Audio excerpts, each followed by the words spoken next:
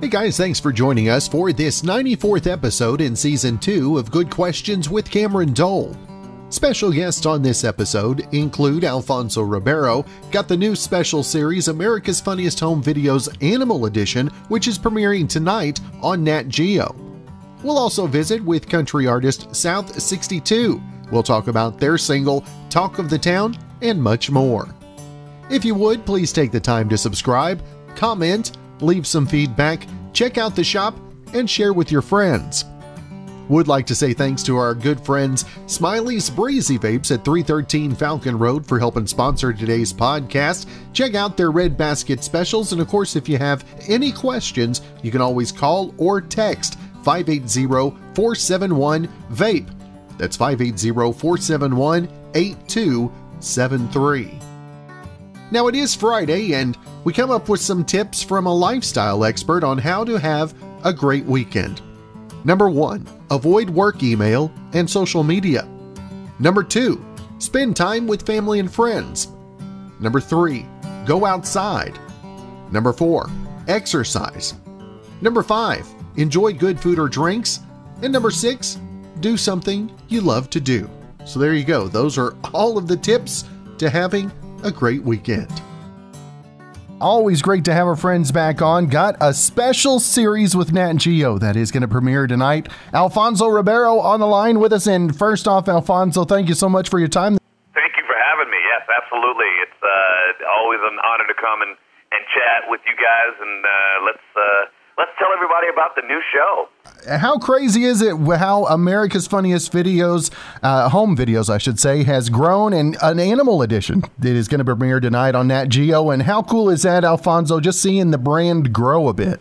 You know, it's really nice. I mean, I've watched, obviously, America's Funniest Home Videos for decades now, and really love the show, and honored to be able to have taken over as host of this, but to expand this and get a little bit more specific. You know, the beauty of cable television is that you can kind of break down and go specific a little bit more. And Nat Geo decided to pick this one up and go with it, and I think it was a great marriage.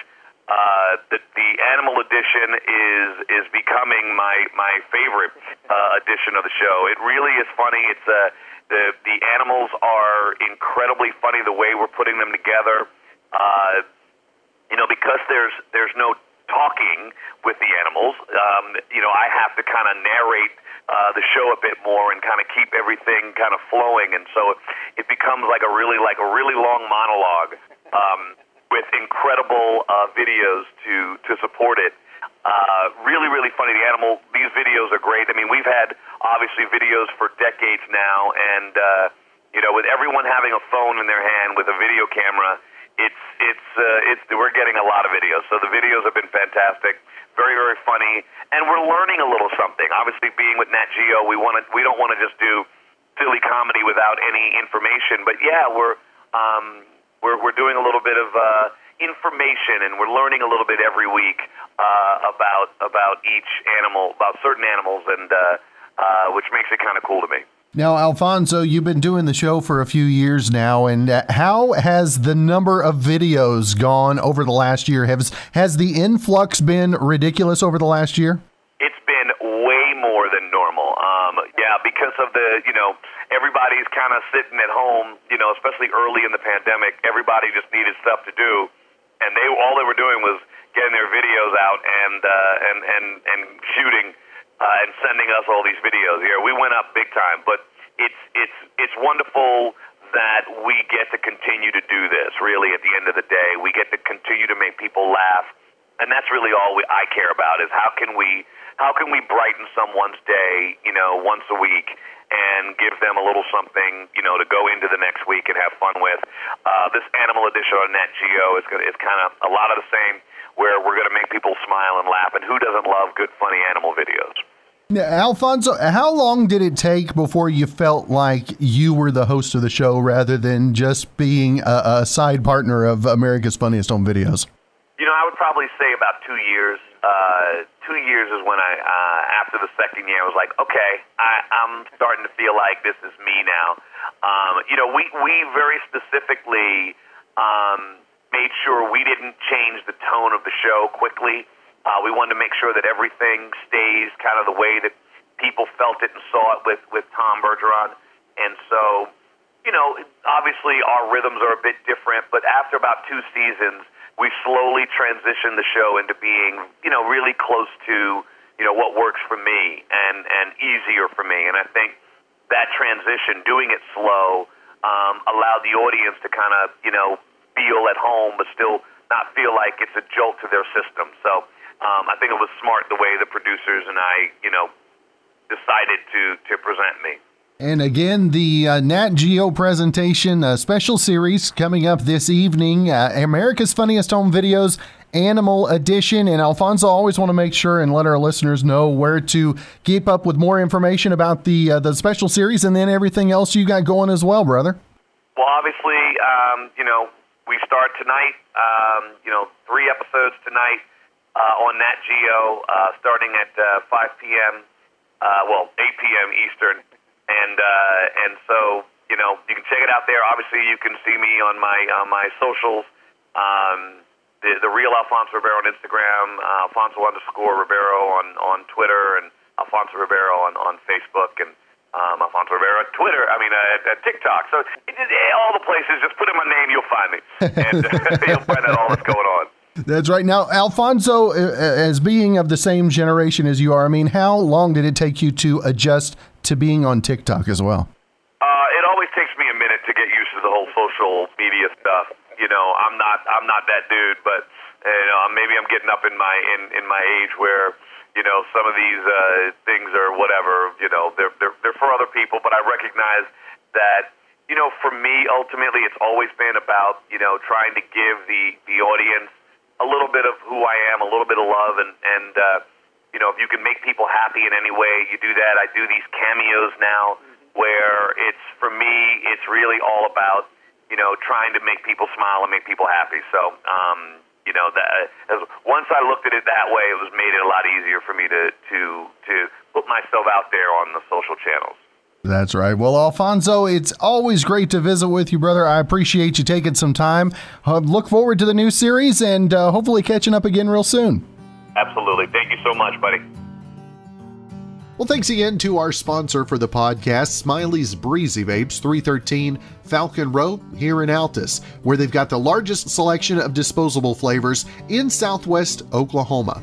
They've always got red basket specials, and if you ever have a question, you can call or text 580-471-VAPE.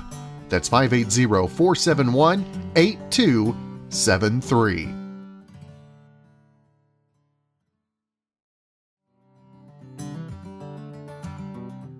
Now, Amy Schumer was trending yesterday for a strange reason that, just got stranger.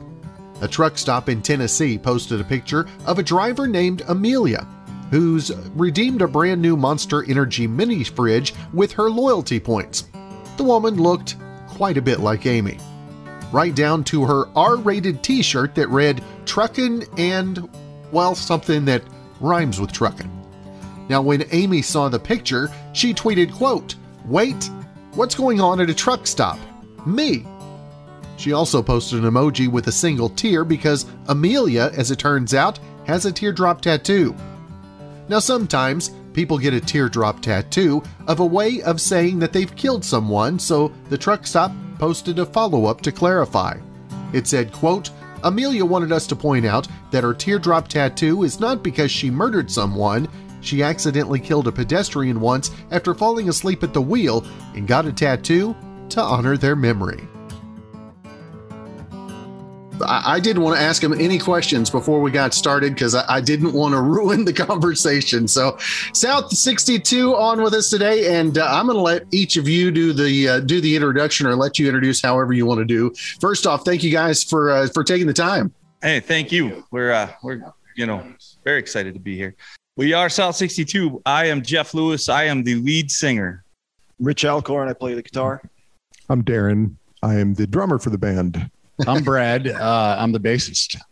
I'm Anthony. I'm the keyboardist. I'm Tom. I play the mandolin and the dobro.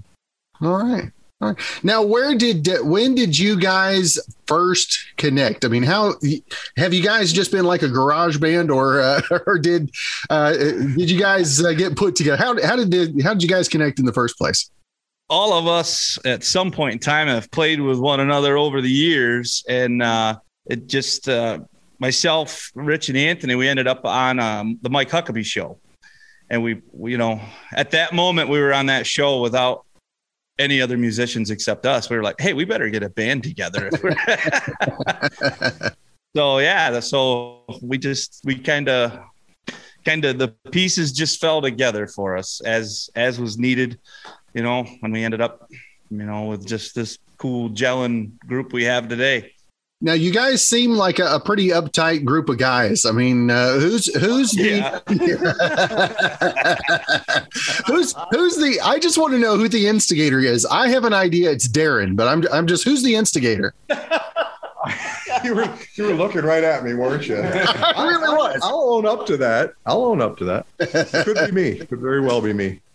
Now, tell us, where did the first influence for music come from, you guys? I'll let you go first, and each of you talk about who your musical influence is. Oh, geez, myself, I have a ton. I grew up around, my dad was a country music guitar player. I mean, that was his whole life, and so I grew up listening to George Jones and George Strait and Ricky Skaggs and Highway 101, you name it.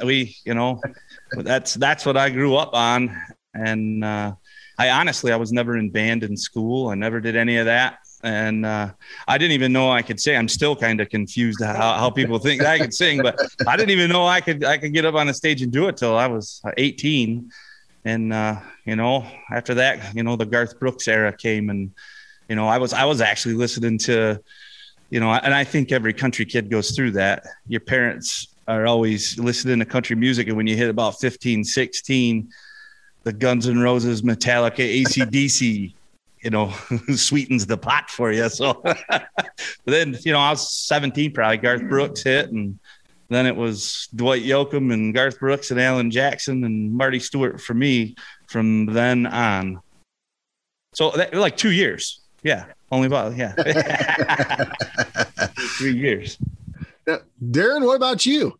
Well, I'm a little bit different than Jeff. So I didn't have parents that listened to contemporary music of any kind, right? And I had no older brothers, sisters. So my mom was a classical musician, and that's all I was exposed to really young until the 80s hit. Then it was like 1980, Van Halen, all the I discovered Asia and Yes, and Genesis. I really started liking that progressive music, and I had to go back in time to discover classic music because I had no exposure to it. So, but once I discovered the progressive musicians, that's where it was. Those are my influences, Rod Morgenstein and Carl Palmer, some Neil Peart, of course, one of my big time favorites. So yeah, that's where I spend most of my time, is in the progressive and just rock vein. So, and that's actually kind of Anthony and I and Rich too. We did some projects together. We just kind of gel in that way, similar influences. So Anthony, you wanted to have this mic next or so? All right, Brad. He said somebody else. Okay, I suppose it all started for me. I'm playing bass. I was at a carnival when I was probably about 11 years old, a home twerking, of course. And I was the main show. And, but anyway, I was at this carnival when I was like 11 years old, and I heard Stomp by the Brothers Johnson, and being a bass player, I loved the funky solo he had in there. And that's kind of what, perked the interest initially. And ever since then, I've always been into some good jazz bass, and Rush, of course, love to play Rush. That's about it. That's kind of what I've done. A lot of just rock and roll and funk is what I've done. So country's a bit of a twist for me, but it's fun. We're having a great time.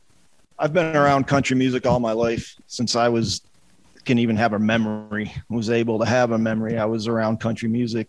My uncles all played bluegrass, My grandparents had it on in the house all the time. So did my parents. But after a while, just watching my uncles play, I knew I wanted to do that. And I knew more than that, I wanted to write music. So I just started playing guitar about right around 10 or 11 and was in a bluegrass band. The first thing I got into was bluegrass band. And then Ozzy Osbourne was playing on the radio, and it kind of changed things for me a little bit. So I went down, and like Darren said, I kind of went back. I heard him, and then I went back and listened to Black Sabbath and got into Deep Purple and all the 70s hard rock bands and Nazareth and Zeppelin and all that, which some of them had a country feel to them, some of their songs. So it was really cool. But I've kind of come full circle. I've been playing with Jeff for quite a while and discovered I kind of had a knack for writing country music. So I just been doing that for a while now and not looking back now. It's me. Well, my story isn't that much different. It started with my folks. My dad loved country music, and I had three uncles and an aunt that played either country or bluegrass, guitars, fiddles, banjos. So I've been around that my whole life, and I always thought they were cool. They'd bring their instruments over to the house for holidays and parties, and it's just really cool to watch them get up and perform. And I always wanted to do it. Got in a high school band, like these guys too. I started listening to Ozzy and Sabbath, and I didn't get to country music until later in life, and then a bunch of bluegrass bands I've been in. Since the bluegrass, I haven't gone back like some of you guys. Bluegrass did something to you that it didn't do to you. To me, it's sacred. I can't go back to Ozzy after that. It's amazing. I mean, who thinks whenever you come into a country music interview Zoom session that Ozzy is going to be the predominant influence on that? It's kind of common here. Yes, I grew up listening Ozzy too. Seeing him live. I grew up in a big home I was the youngest of 6, so I had a vast variety of music going on in my house. Beatles, Rainbow, Deep Purple, and of course 80s rock and stuff like that. So I kind of had a wide spectrum of I was basically anything from Enya to Pink Floyd to Dream Theater was my selection. So and then I got into recording, and so that even got a broader sense of different genres to listen to. So I ended up with this. So it's been a ride for us. So I think we have a unique feel between all the guys in our playing, our sound. Jeff puts it all together with the voice, and Tom and his auxiliary instruments. It just makes kind of a cool sound for us. We really enjoy it. So, but yeah, that's our life. Now, how much do you attribute all of the different genres being of love in your lives, melding together to the sound that you guys have now? Oh, geez, I think all of it in a whole. That's but where it comes from. Yeah, for the record, though, I was not allowed to listen to Ozzy growing up because my mother thought he was the devil, just like the water boy. And in country music, you are not the exception. Yeah, there's a lot of parents that were probably under that same. My household, same way. Yeah, there was no Ozzy. Oh yeah. Ozzy, so. Now, tell us how this whole setup came. Was this a COVID setup studio? Was that what the studio you guys are in, or is this something that you guys already had before that even took place? I'll let it. I had this is my new studio here. And my last studio is where we did the album. We literally I finished, I believe, mastering that album. Well, it's not even out, to be honest, because we put the brakes on it. I think it was March 12th. And then COVID hit literally within days. So we're like, okay, like we don't know what's going on. So we stopped. And for this past year, I built this new one. And this is our basically our home, and all future projects we'll do here. But yeah, we're still kind of waiting. We put out the releases of, Talk of the Town. We have Eagles Wings coming out, July 2nd? July 2nd. And then after that, we'll have another radio streaming release. So, but yeah, we took advantage of the time for sure being off. So yeah, here we are. And we did all the videos while we were in. We did 5 music videos. And thanks to our buddy Lance doing our video right now. He's our guy. So yeah, we took advantage of the time. Heck yeah. Now, how much different is the live stream performances, and how much of a learning curve was there on those to play into no smiley faces, no emojis or anything? It's a huge difference. That's a learning curve. It's hard to, you're used to the fans feeding you and your crowd feeding you, and we don't have a front of house guy either. No, so sound, we're trying to. We all have our own mixes, so yeah. Besides Anthony doing hair flips and Brad twerking, that's all I have to rev me up when I'm singing. Yeah. Now, what's it like to have a single out right now, and what's the feedback been like so far from Talk of the Town? Well, so far it's been, we are utterly blown away. We started on the Music Row chart at 240. And then, I've said this every time, but we were like, all right, if we break 200, that'll be so cool. And then we broke 200, and then we went from 240 to 110 in 4 days. And we were like, holy cow, we might break 100. And now we're at 86, and we're going, man, we might really mark. There's a shot. This is a dream come true for every single one of us. And it's still, we all have the pinch me moments, because it's just, man, we're having a blast. This has been the time of our lives so far. It's been awesome. That's awesome. Well, we've talked about the sound, and I know that you promised to play a couple for us. I want to let you guys just take over the mic and play a couple for us if you're still willing. Oh, heck yeah. All right. Very cool. We'll get rolling. All right, baby. You guys ready? I'm ready. Do it up. I'm clicked in. My ears are working. Song about the old days.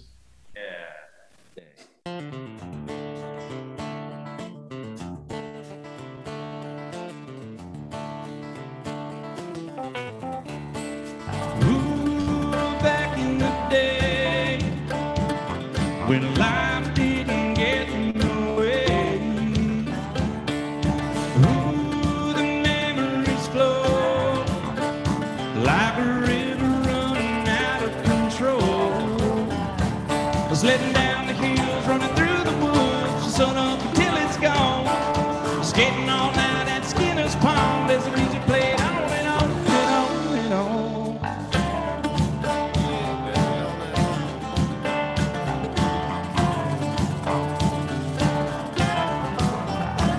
Those times don't seem as long ago, like a clock that's standing still. I would not trade them for the whole wide world. This is where my life was built. My tackle box and a fishing pole and a walleyes all I need. They're letting water down from the Kinzoo, 'cause the reservoir's gotta clean. Getting across the Willow Main and over the Gertie Swamp. Them turtles snapping at me, them black snakes gonna get stoned. Yeah.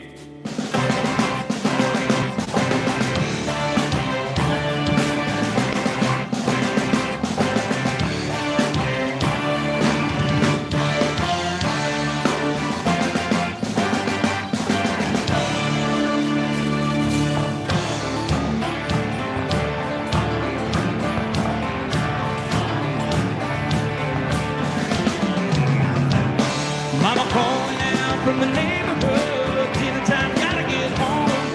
I'm falling out of the treehouse, got me a broken bone. Never had a destination, we played honky red blind. Waking up at the crack of dawn, so we didn't get left behind. Ooh, we were free, yeah. Not enslaved to this technology. Those days lasted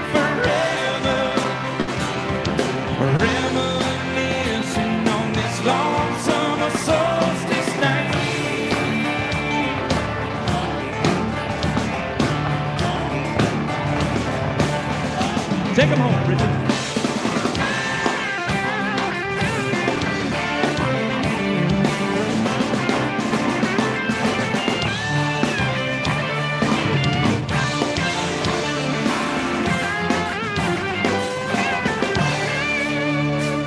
Well, I can fireworks in the graveyard till my daddy catches me. Now I'm doing time in my bedroom, hoping mama sets me free. Oh, it's all we needed.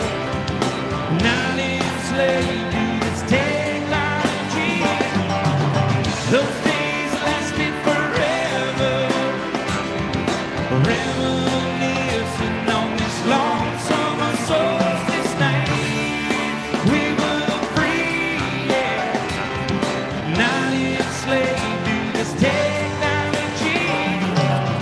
Those days lasted forever. Coming home in my mind on this long summer solstice night. Won't you come on home?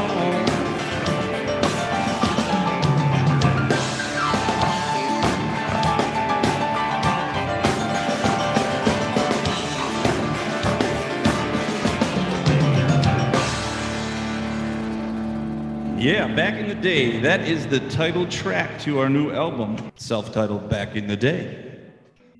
What are we going to do next for them, fellas? I'm still here. Yeah, let's do that. All right, this will be our next radio release. This song here, we're thinking it's pretty special. This is a song written by my little buddy Richie Elkhorn.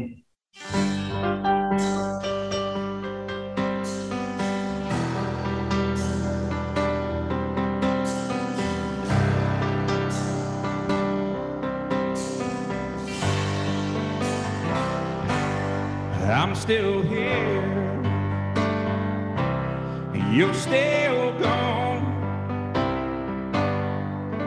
Left me behind to try and find the strength to carry on. This old heart's shaking as the ground to stand up upon. I'm still here. You're still gone. I'm still here. I'm all right. But the fact remains that I can't seem to make through the night. If you don't show, I'm gonna go and prove my friends all wrong. I'm still here. You're still gone. And I live among the memories that linger in this town. But I just can't go, 'cause you should know just where I can be found. It breaks my heart to think of how you held out for so long. I'm still here. You're still gone. Yep.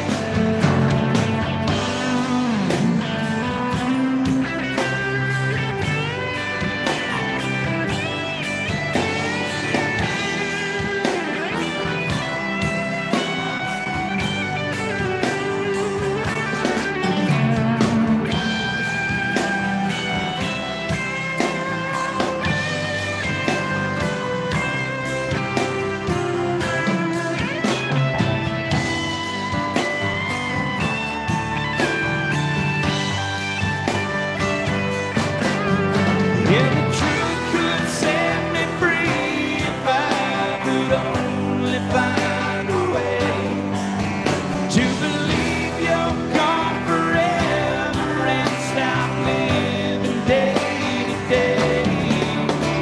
I lie awake at night and wonder where it all went wrong. I'm still here. You're still gone. Yeah, I live among the memories and linger in this town. But I just can't go 'cause you should notice where I can't be found.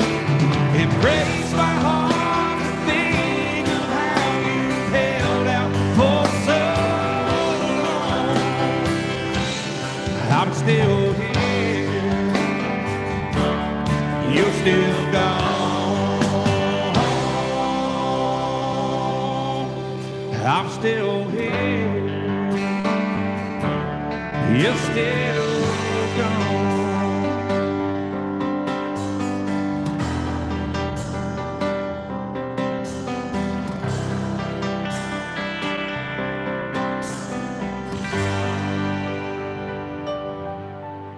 Very cool.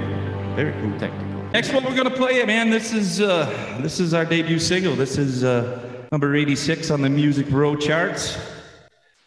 Little. Soon to be 85 and a half. Yeah, we're hoping we keep climbing. That'll be very cool. I gotta let Anthony get to the mandolin. Oh no, we're not. We're doing Talk of the Town. See, I'm losing my place. I thought that's what you were running for. What happens, Cameron, is when you play 4, 5, 6, 7 days in a row, your brain starts to gel everything together. It is Friday, right? All right, it's Friday. All right, so you ready, bro? All right, here we are. Talk of the Town.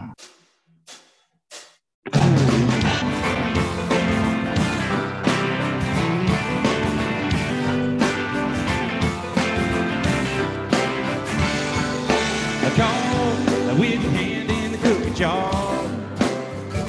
You never thought it would ever get this far.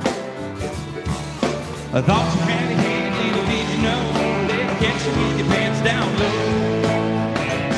And the things you did, you thought were here. Well, now somebody found you, yeah, there ain't no way around it. You're the talk of the town, everybody's been saying how you really gonna done it this time. Hanging on your dirty laundry out on the line. The story gets bigger as it's going round. One day this will all die down.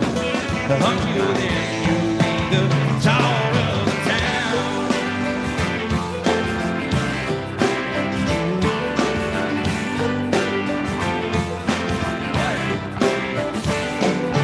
Run, but you know you're never gonna hide. You had fun, now it's time to pay for the ride. Reputation is hard to earn, but even harder when the bridge is burned.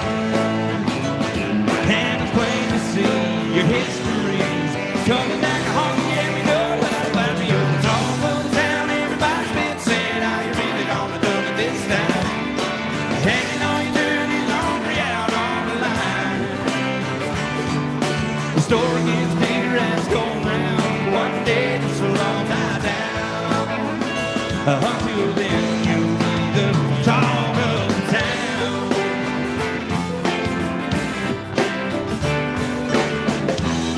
Whenever life throws you a problem, yeah, everybody makes it their concern.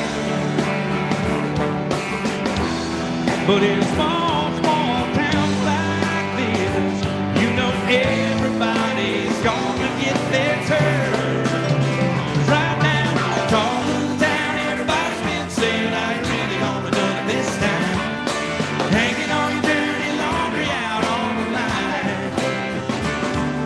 The story gets bigger as it's going round. One day this will all die down.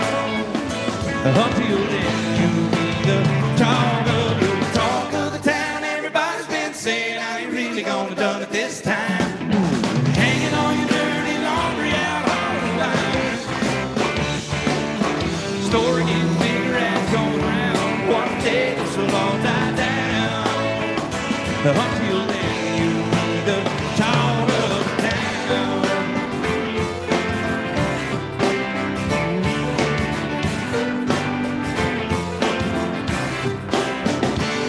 Everybody's talking about you, baby. That's good stuff, guys. Very cool. Thank you. Much. How long have you guys been able to get together and practice throughout the entire last year, or was there some time that you had to do to keep up via remote? We got together and we shot music videos. That's what we spent most of every weekend out at a different location shooting music videos, just trying to pass the time. Then we started rehearsing farther into the winter and stuff. Yeah. Yeah. So it was in mid-March. We started rehearsing. April, maybe. Yeah, it's been tough. We've been cramming. 4 or 5 days a week. We've been in the studio. We're just cramming, trying to get caught back up. Yeah. Now, what was it like the first time to get back out and play a live show in front of actual live audience members? We'll let you know June 27th. Still, yeah. we haven't, in where we're at, we're the like Tom and I are on the edge of New York. These fellows are all in Pennsylvania. So we are just getting our restrictions lifted. Gotcha. I mean, we weren't allowed live music out. We weren't allowed anything, and so Rich, Tom, and myself, we were like, heck with it. There was a rule that you could have, as long as you only had 3 players, it wasn't technically a band. So we started rehearsing. We were like, heck with it. We're going to go out. We'll just play at some diners and stuff. And then they started easing up the restrictions. And then we were able to get back together as a group and get rehearsing. And it's, we're just freed up now. So our first show will be June 27th in Franklin, PA. Well, that we're allowed back out at it.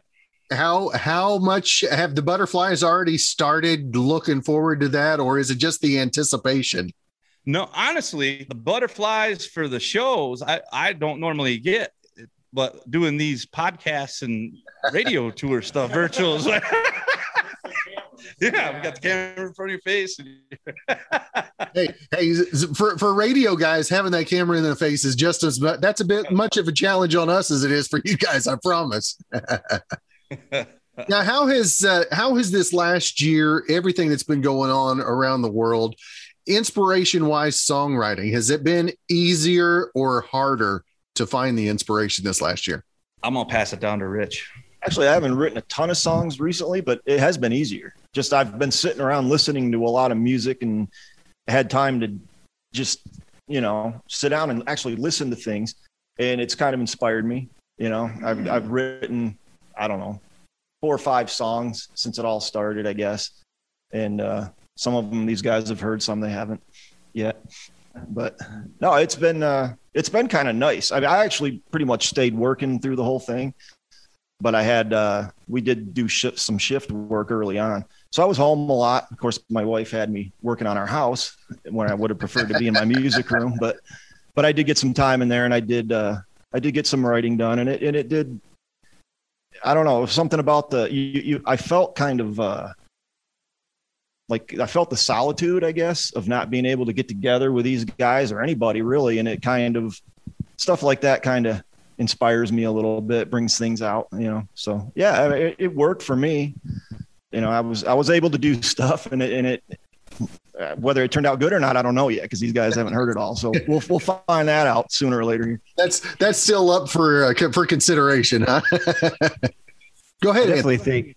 Oh, sorry about that. I was just going to add, being home for us, I think it gave us a good reflection on what's important in our lives, being with our family a lot, and that what's really important. You strip all the sports and all the everything out of your life, and you're like, this is important. And it was nice sitting down and kind of writing a little bit during that period of time. I was busy building this thing, though. I wish I had time to sit, but it was a good time for reflecting and I don't know, kind of coming together as a family. I thought so. I don't know about you guys, but no, absolutely. Now that it's everything's opening back up, I have 3 sons and 3 daughters. 2 of them are gone. One of them's just 5, but my boys are back playing sports. So now we're back to where we were planning dinner and, you figured out. Now we're back to, holy cow, we have 10 minutes. What are we grabbing? That part of it. I kind of missed that part of it about being shut down myself. It was nice sitting and chilling with my family and having a good dinner and talking, and now it's just a rat race again. Trying to get to the ball games and the wrestling tournaments. And that's right. But now, I love them, and I'm thankful they're back. Yeah, I know, right? now, if folks want to keep up with the music, the upcoming singles, the tour dates as those become available, and social media, where's the best place to keep up with South 62? Social media, I mean, definitely Facebook, Instagram. We're tweeting now. And trust me, we had to learn all this stuff. It isn't like, thank goodness for my children and their technological savvy, because their dad, I didn't know how to tweet. I didn't know how to do an Instagram. It was bad. It was bad. That is our page. Yeah. Well, everything South 62, Facebook, Twitter, Instagram. Our website is south62band.com. Yep. YouTube channel. They can check out the YouTube channel, and then, all the streaming sites and services, they're always welcome to jump on that and give us a follow, and, and keep right up to date with us, what's going on.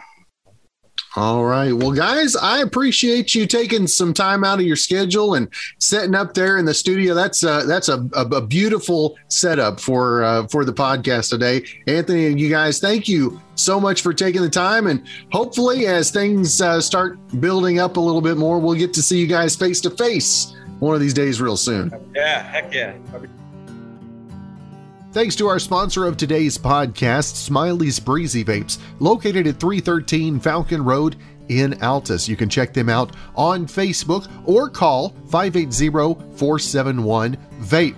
They've always got the latest hardware plus the know-how to service after the sale. That's Smiley's Breezy Vapes. Give them a call, 580-471-VAPE.